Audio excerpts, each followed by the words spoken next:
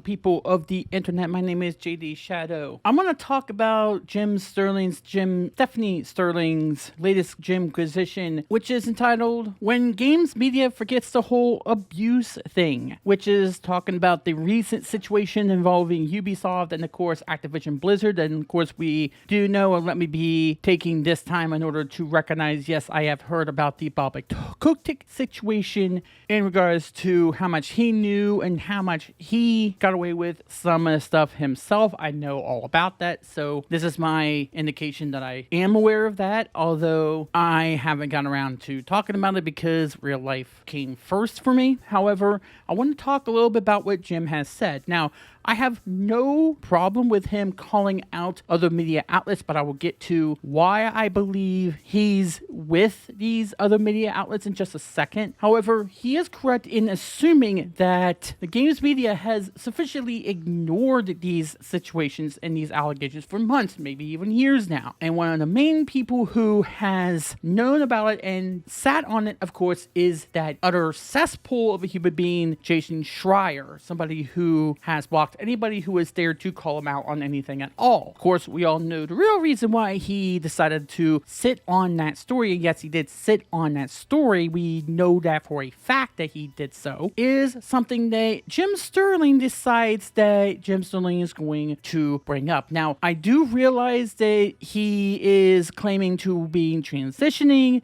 Stephanie Sterling, I get all of that. I don't mean to misgender. However, his channel is still labeled as Jim Sterling, so for the purpose of this video, I'm going to still refer to Jim Sterling as a he, not a she. Please forgive me if I am missing something along those lines. I don't mean any disrespect or any offense about that. However, let's get to what he has said. Now, yes, games media has been horrible. It has been absolutely terrible of not only covering this as a whole, but also to cover one thing for about maybe a week and then suddenly transition to a whole nother thing as soon as a particular story is off the front page. It doesn't give you any more clicks. It doesn't give you any more traction. It doesn't give you any more impressions for your ad revenue.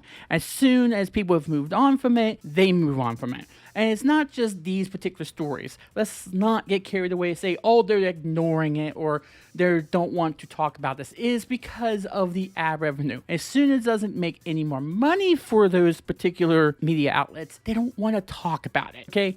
And that goes true for this as well. Sadly, this is something that has been plaguing the media, not just games media, but media in general. We're talking about not just GameSpot or IGN or Rock Paper Shotgun. We're talking about CNN, MSNBC, Fox, CBS, ABC, the Associated Press, all those newspaper outlets, everybody in between. They will cover a story just as long as it's getting them media revenue. And as soon as it does not get them that revenue, they don't want to talk about it anymore. They move on to the next thing. That's why you are seeing all this stuff right now about the certain health scares, because it's getting them the ad revenue. They don't want that to ever end. That's why they're budgering up the fear about this latest thing that's going on in South Africa right now. It's not because they honestly feel as though that's going to be anything impactful in real life. It's because they know they can dredge up fear. They know they can dredge it up because people are already scared of this. That's why you see that happening. They don't want that gravy train to ever end. And this been a gravy train that's been benefiting them for 2 years now straight. So it's the same thing here. Once they saw that the public might have kind of moved on and thought that everything was settled as soon as the people who were directly involved with it had been taken their exit stage left, people thought, okay, this is now a done deal. We can move on from it. Let's move on to the next thing. The other thing here is something that I believe that maybe he's right on a certain aspect of it, but on the other side, we have to talk about the devil's advocate of this, which is people forget about it as soon as their next game comes out, which means Activision Blizzard, talk about Call of Duty Vanguard, and for Ubisoft, it's Far Cry 6. Now, I'm not sure what he's referencing with Quantic Dream. Maybe I'm a little bit out of a loop of that, and maybe somebody can tell me about that. However, I do believe that there's like this devil's advocate. Yes, the abuse and the harassment and the neglect, yes, it is very heavy on somebody's psyche. It's very heavy for somebody to hear about. And any escape that someone can have, even for just a few hours, is something that can be welcome. Even if it's just for a few hours, even if it's just to get your mind off it. And sometimes games can do that. Even talking about something that should be good good for the general population is something that is beneficial. Now, we can also say on the flip side of it that these are games that come from these studios that have been implicated in these lawsuits, in these allegations. And that brings us to this double-edged sword, because what I feel we have to remember is that, yes, the higher-ups and those people who are in charge are dealing and are accused, and remember, there's just accused, they haven't been tried in a court of law as to being convicted of these sort of things, so we have to do that in legal sense. However, remember that while these are higher-ups that are being accused of them, we have to remember that these are studios that are filled with just about thousands and thousands of people. And there are people who are completely innocent of this and are being victimized in that sense. Should we punish those people as well because the higher-ups are not doing what they're supposed to be doing, or because they're being complicit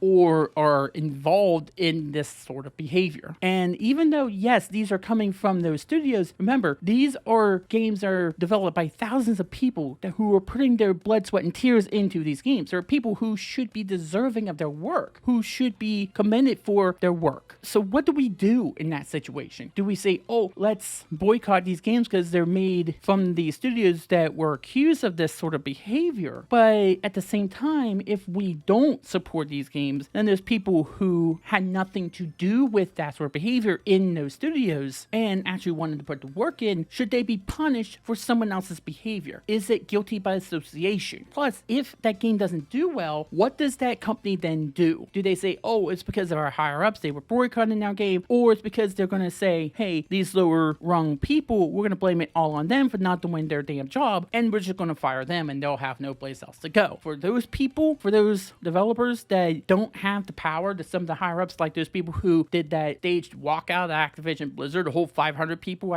who could afford to go elsewhere if they lost their job, how about the millions of people who don't have that luxury, who are still working in these studios, who don't have that luxury, where if they lose their job, where are they going to go? So it's like a double-edged sword. What do? Do you boycott the company and risk hurting those people who don't deserve to be included in this whole mess that's going on right now? Or do you still buy the games and support those lower rung people, but in the meantime, you end up feeding the devil, basically? That is a huge undertaking of morality. No matter what, no one wins. No one wins in that scenario. So I can understand where Jim's coming from in that point, but at the same time, I can understand why people would not only want to say, let's just talk about the games, but also, hey, we're going to buy these games despite the studio they come from, because we're wanting to acknowledge that they're doing good work with these games despite having put up with the mess that they're going through right now. And I doubt that people are actually saying, hey, let's just ignore the abuse, ignore the neglect, ignore the crunch, which, by the way, the mass media did ignore. Let's not get carried away of that. They actually wanted to ignore the crunch that was going on Cyberpunk 2077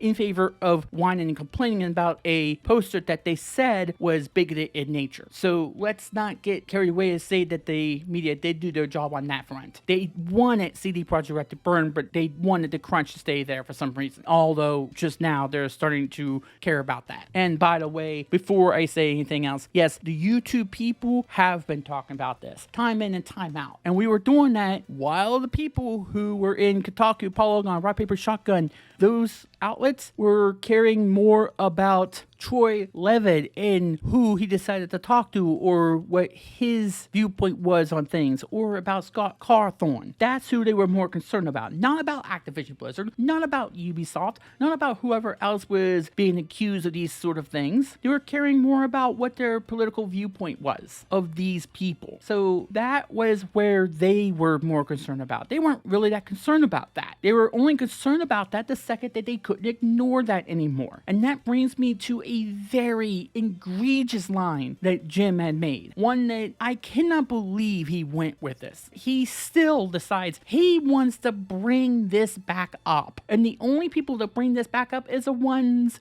that hated this sort of thing in the first place. He said in no uncertain terms this. Now, I don't believe game journalists are paid off by publishers, as some people allege. I don't drink that ethics in game journalism KoolAid. That is a line that has become a meme. But here's the thing. First things first, it is imperative that we remember that Jim has been accused of protecting an abuser himself in Zoe Quinn, who we all know some of the things that she has been accused of. And he will not bring it up because he had been a part of crowdfunding for one of her games. And I'm going to leave that right there. But to be quite honest, that is one of the reasons why he's trying to devalue this point. But here's the other thing about this. If it's not funneling of money, then what is it? What is it that is causing this to happen? The reason why people in the mainstream media is saying that's nothing more than a meme is because they don't want you to realize it. That when they're talking about ethics, talking about not taking special gifts or special backdoor money in order to get positive coverage, that is a thing. That is something that has happened. Bribes to be able to get preferential treatment to certain games or to certain press events. That's a behavior that has happened for years and still happens. The reason why Jim Sterling didn't want to say that he was subscribing to the quote-unquote KoolAid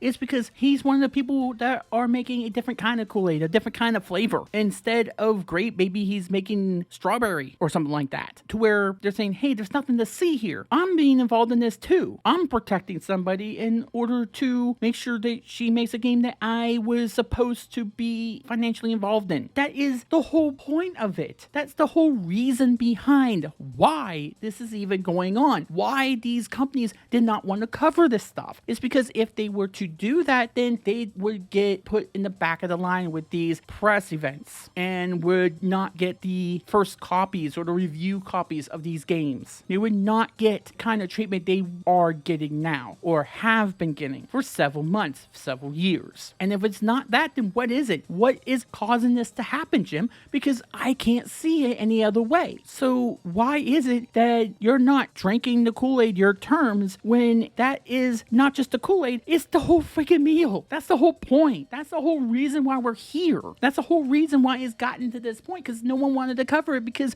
in order to cover it, they would have to bite the hand that feeds them. Not just in money, but in ways to cover the games that they're covering. Why do you think they're now ignoring things again, Jim? That's the whole point. They want to be in that front line. I'm sure you can go ask Jason Schrier why he didn't cover this until could ignore that anymore, until the California state decided they wanted to sue Activision Blizzard. It was then that no one could ignore it anymore. No one could ignore that. And trust me, the other people who are on YouTube, I'm talking about people like some ordinary gamer, people like Angry Joe, people like The Quartering. They are covering this story and still are covering this story. They're not ignoring it. Yes, they're covering other things as well, but they're not ignoring this story. You guys are the ones that are ignoring this story because you favor those exclusive events, or you don't want to make people angry because it hurts your bottom line. And if you don't get those first take exclusives, people don't come to your videos, or they don't come to your sites, and they don't give you the ad revenue. That's all that is. That's been that way for years. And unless you take that away, it's never going to change. Period. Dot. End of story. That's not going to change unless you make a fundamental change to that structure. And until you come out and just plain admit that that's happening and not just take that as some conspiracy theory, then this is never going to change, Jim. This is never going to change as long as you keep trying to deflect that whole thing is just some conspiracy theory. Everybody knows that these companies, these media outlets are taking, whether it be bribes or whether it be, hey, we have a secret connection to somebody else within your company, give us preferential treatment. And that one line, just by itself, without anything else, regardless of the context of it, devalues everything else you just said, because that is the point. That is the reason we're here. And you're dismissing it because of what? Why are you dismissing it? This should prove to you there's something else there. What everything you are said prior to that in your jimquisition video is proof that there's something going on. That some people are definitely saying, hey, we don't want to cover this anymore. And you're putting gamers, not just TM gamers, because that's an insult, gamers as a whole, regardless of their political affiliation, like that would matter. They're not ignoring it either. care, but you're putting them in a tough spot. What do they do here? Do they support people in the lower rung of those companies, or they boycott the higher-ups in the hopes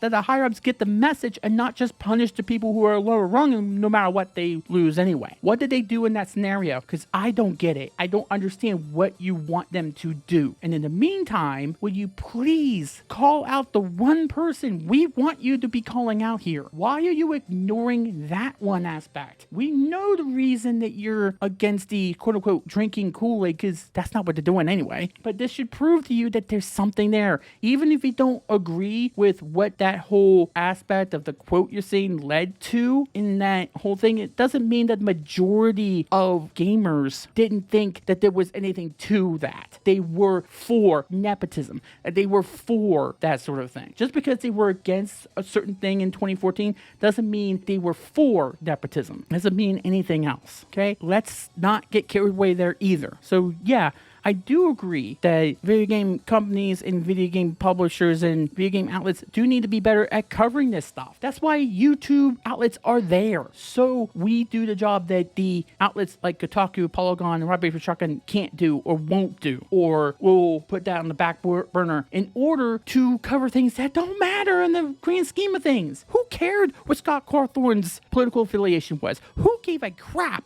about what Tori Levitt believed or didn't believe? Did they make good games? Yes, they did. What did Scott Cawthorn do? He made Five Nights at Freddy's, made a ton of people happy, and made a lot of money doing something he liked. And you guys took him out of the game because, oh my God, he gave money to some people that you didn't agree with. Who cared? You guys were the ones that cared, not us. Hey, if us gamers didn't care about what was going on Activision Blizzard, then the people who migrated to Final Fantasy XIV now would still be playing World of Warcraft right now. Why would you think that would happen if gamers didn't care about this sort of thing? And they could have done this a hell of a lot sooner than they did. Could have covered this a hell of a lot sooner. We all know Jason Schrier could have. He is a scumbag for sitting on this story. We all know he did. You won't still call him out. Why aren't you calling him out? Oh, because he might be a friend of yours.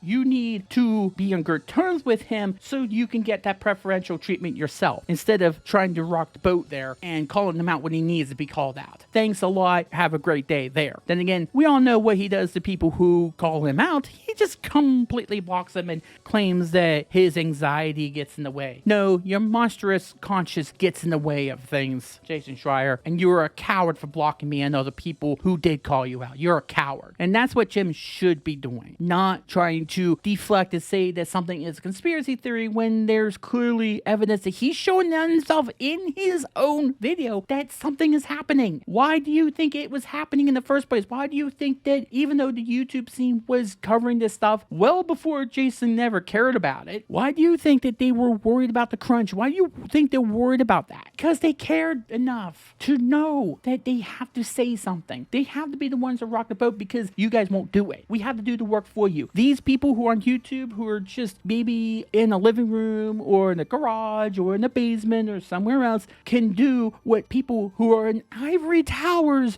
who have air-conditioned offices can't be bothered to do or don't know how to do it. We have to be the ones to do it. You should be giving us your paychecks because we're doing the jobs you should be doing. And the video does prove that, but then Jim then goes on to say, oh, well, I don't subscribe to that whatever Kool-Aid. No, it's not the Kool-Aid. It's the whole damn enchilada. My name's JD Shadow. That just happened.